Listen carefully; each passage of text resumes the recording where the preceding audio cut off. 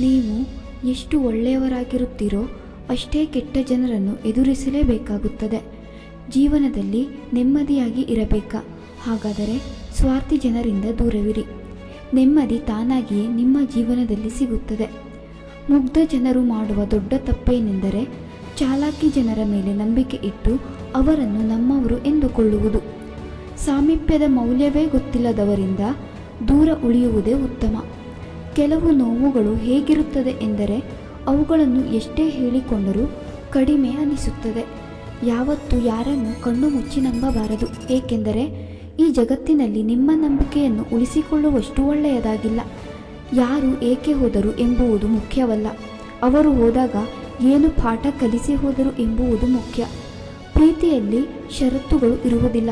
ಇದು ಎಂತಹ ಒಂದು ತರಹ ಎಂದರೆ ಷರತ್ತುಗಳೇ ಇಲ್ಲದೆ ಮಾಡುವ ತಪ್ಪು ಸಮೀಪ ಹಾದು ಹೋದರೆ ಏನು? ಭೇಟಿಯಾಗುವುದಕ್ಕಿಂತ ಕಡಿಮೆ ಏನಿಲ್ಲ. ಯಾರಿಗೂ ತುಂಬ ಕಾಳಜಿ ತೋರಿಸಬೇಡಿ, ಅವರು ನಿಷ್ಕಾಳಜಿಯಾಗಿ ಬಿಡುವಷ್ಟು. ಈ ಜಗತ್ತಿನ ಜನರು ತುಂಬ ವಿಚಿತ್ರ. ಅವರಿಗೆ ಎಷ್ಟೇ ಪ್ರೀತಿ ಕೊಟ್ಟರೂ ಅಷ್ಟೇ ನೋವು ಕೊಡುತ್ತಾರೆ. ಟೆನ್ಷನ್ ಎಂತಹ ಗಿಫ್ಟ್ ಎಂದರೆ ನಮ್ಮವರೇ ನಮಗೆ ಗಿಫ್ಟಾಗಿ ಕೊಡುತ್ತಾರೆ. ಯಾವಾಗಲೂ ನಮಗೆ ಖಾಸ ಗೆಳೆಯರೇ ನಮಗೆ ಖಾಸ ನೋವು ಕೊಟ್ಟು ಹೋಗಿಬಿಡುತ್ತಾರೆ.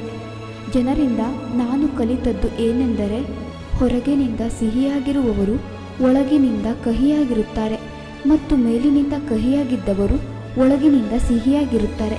ಕಣ್ಣಲ್ಲಿ ನೀರು ಯಾವಾಗ ಬರುತ್ತದೆ ಎಂದರೆ ನೀವು ಸರಿಯಾಗಿದ್ದರೂ ನಿಮ್ಮನ್ನು ಯಾರು ಅರ್ಥ ಮಾಡಿಕೊಳ್ಳದೆ ಇದ್ದಾಗ. ಒಬ್ಬ ವ್ಯಕ್ತಿಯನ್ನು ಕಳೆದುಕೊಂಡು ಜೀವನವನ್ನು ಸಾಗಿಸಿಕೊಳ್ಳಬಹುದು, ಆದರೆ ಅವರ ಜಾಗವನ್ನು ಯಾರಿಂದಲೂ ತುಂಬಲು ಸಾಧ್ಯವಿಲ್ಲ. ಪ್ರೀತಿಯಲ್ಲಿ ಆಣೆಗಳು ಎಷ್ಟು ಸುಳ್ಳು ಆಗಿರುತ್ತವೆ ನೋಡಿ, ಆದರೆ ಅವನು ಜೀವಂತವಾಗಿದ್ದಾನೆ, ಅವಳು ಜೀವಂತವಾಗಿದ್ದಾಳೆ. ಯಾರು ತಾಳ್ಮೆಯಿಂದ ಎಲ್ಲದಕ್ಕೂ ಕಾಯುತ್ತಾರೋ ಅವರಿಗೆ ಗೊತ್ತಿಲ್ಲದ ಹಾಗೆ ಎಲ್ಲವೂ ಅವರ ಹತ್ತಿರ ಬರುತ್ತದೆ.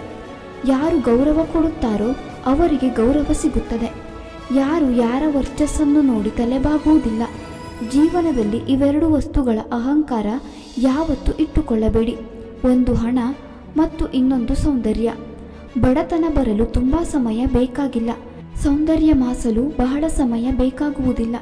ಅಲ್ಲಿ ಬೇರೆಯವರೊಂದಿಗೆ ಅವರು ಗುಸುಗುಸು ಮಾಡುತ್ತಿದ್ದಾರೆ, ಆದರೆ ಇಲ್ಲಿ ನಮ್ಮೊಂದಿಗೆ ನಾವು ಮಾತನಾಡಲೇ ಮಾತುಗಳಿಲ್ಲ. ಯಾವಾಗ ನೀವು ನಿಮ್ಮ ವಿಪರೀತ ಪರಿಸ್ಥಿತಿಯೊಂದಿಗೆ ಹೋರಾಡುವುದಿಲ್ಲವೋ ಅಲ್ಲಿಯವರೆಗೆ ಅವುಗಳು ನಿಮ್ಮ ಮೇಲೆ ಒತ್ತಡ ಹೇರುತ್ತಲೇ ಇರುತ್ತದೆ.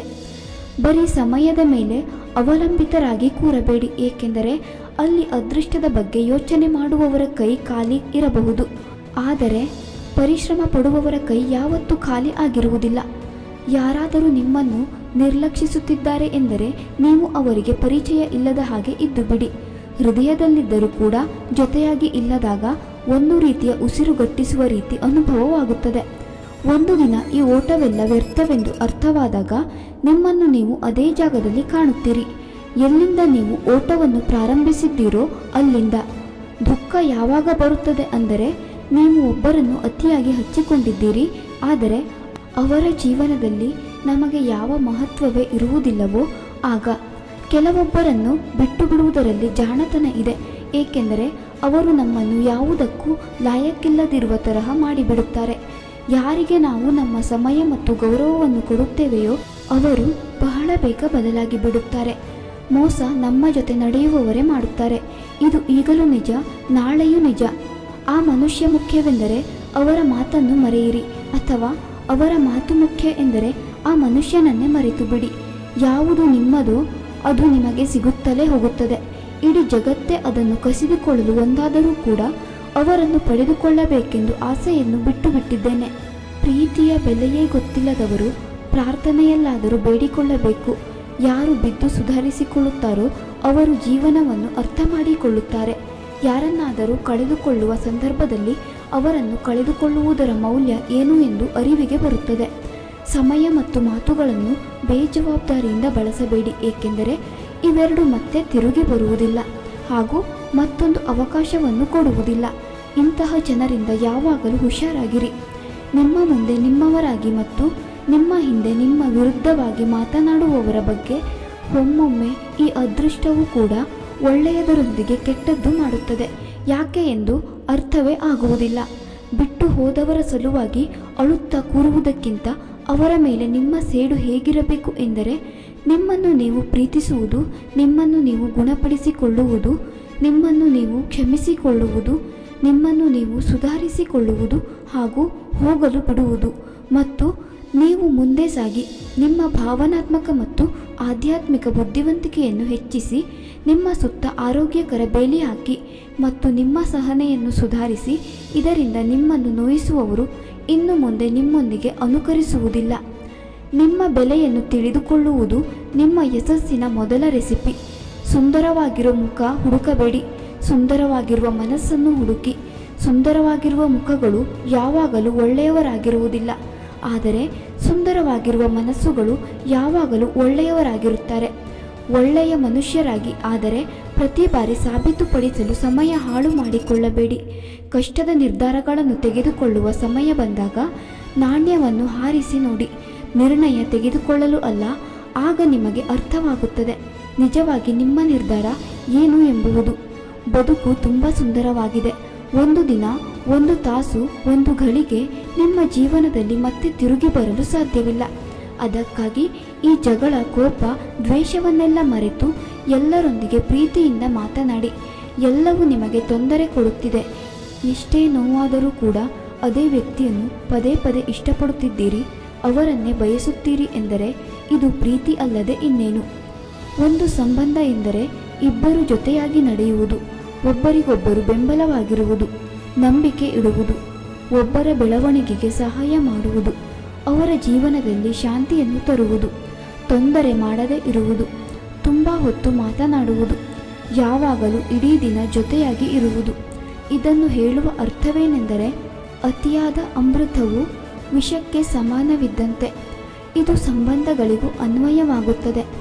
ಜ್ಞಾನ ಭಂಡಾರವು ನಿಮಗೆ ಶಕ್ತಿಯನ್ನು ಕೊಟ್ಟರೆ, ಒಳ್ಳೆಯ ನಡತೆಯು ನಿಮಗೆ ಗೌರವವನ್ನು ಕೊಡುತ್ತದೆ. ನಿಮ್ಮನ್ನು ನಿಜವಾಗಿಯೂ ಪ್ರೀತಿ ಮಾಡುವವರನ್ನು ಯಾವತ್ತೂ ದೂರ ಮಾಡಿಕೊಳ್ಳಬೇಡಿ. ಈಗಿನ ಕಾಲದಲ್ಲಿ ನಿಜವಾದ ಪ್ರೀತಿ ಸಿಗುವುದು ತುಂಬ ಕಷ್ಟ. ವ್ಯಂಗ್ಯವಾದ ಮಾತುಗಳನ್ನು ಯಾರು ತಿಳಿದುಕೊಳ್ಳುತ್ತಾರೋ ಅವರು ಮುಂದಿನ ವ್ಯಕ್ತಿಯ ಮನಸ್ಸನ್ನು ತುಂಬ ಚೆನ್ನಾಗಿ ಓದುತ್ತಾರೆ. ಕೊಟ್ಟ ಮಾತು ಮತ್ತು ಸಹಾಯ ಮಾಡಿದ ವ್ಯಕ್ತಿಯನ್ನು ಯಾವಾಗಲೂ ಮರೆಯಬೇಡಿ. ಯಾವುದೇ ಆಗಲಿ, ಎಲ್ಲವೂ ಮಿತಿ ಮೀರಿದಾಗ ಅದು ಕೆಡುಕನ್ನೇ ತರುತ್ತದೆ. ಅದು ಪ್ರೀತಿಯೇ ಆಗಲಿ ಅಥವಾ ಅಹಂಕಾರವೇ ಆಗಲಿ. ಒಬ್ಬ ವ್ಯಕ್ತಿ ಅಥವಾ ಯಾವುದಾದರೂ ಒಂದು ಸಂಬಂಧವನ್ನು ಅಳೆದು ನೋಡಬೇಕೆಂದರೆ, ನಾನು ತೊಂದರೆಯಲ್ಲಿದ್ದೇನೆ ಎಂದು ಹೇಳಿ ನೋಡಿ. ಯಾವಾಗ ನಿದ್ದೆ ಸರಿಯಾಗಿ ಬರುವುದಿಲ್ಲವೋ ಆಗ ಗೊತ್ತಾಗುತ್ತೆ ಸಂಪತ್ತು ಮತ್ತು ಖ್ಯಾತಿಗಿಂತ ನೆಮ್ಮದಿ ಎಷ್ಟು ಅಮೂಲ್ಯವಾದದ್ದು ಎಂದು. ಹಳೆ ಕಾಲದ ಜನ ಯೋಚನೆಯುಳ್ಳ ಜನ. ನಾವು ಟೈಮ್ ಪಾಸ್ ಮಾಡುವುದಕ್ಕಿಂತ ಜೀವನ ಪೂರ್ತಿ ಸಂಬಂಧ ನಿಭಾಯಿಸಲು ಇಷ್ಟಪಡುತ್ತೇವೆ. ಹೃದಯದಿಂದ ಹಚ್ಚಿಕೊಂಡವರು ತುಂಬ ಅಳಿಸುತ್ತಾರೆ. ನೀವು ಎಷ್ಟು ತೋರಿಸುತ್ತೀರಾ ಅದಕ್ಕಿಂತ ಹೆಚ್ಚು ನಿಮ್ಮ ಹತ್ತಿರ ಇರಬೇಕು. ನಿಮಗೆ ಎಷ್ಟು ಗೊತ್ತಿದೆಯೋ ಅದಕ್ಕಿಂತ ಕಮ್ಮಿ ಮಾತನಾಡಬೇಕು. ನಾವು ಒಳಗಿನಿಂದ ಬೇರೆಯಾಗಿರುವ, ಆದರೆ ಹೊರಗಿನಿಂದ ಬೇರೆ ರೀತಿಯಲ್ಲಿ ಜೀವಿಸಲು ಸಾಧ್ಯವಿಲ್ಲ. ಅದಕ್ಕಾಗಿ ನಾವು ಒಂಟಿಯಾಗಿ ಕಾಣಸಿಗುತ್ತೇವೆ. ಇದೇ ರೀತಿಯ ಹೆಚ್ಚಿನ ವಿಡಿಯೋಸ್ಗಳಿಗಾಗಿ ಚಾನೆಲ್ ಸಬ್ಸ್ಕ್ರೈಬ್ ಮಾಡೋದನ್ನು ಖಂಡಿತ ಮರೆಯಬೇಡಿ. ಕೇಳಿದ್ದಕ್ಕಾಗಿ ಧನ್ಯವಾದಗಳು.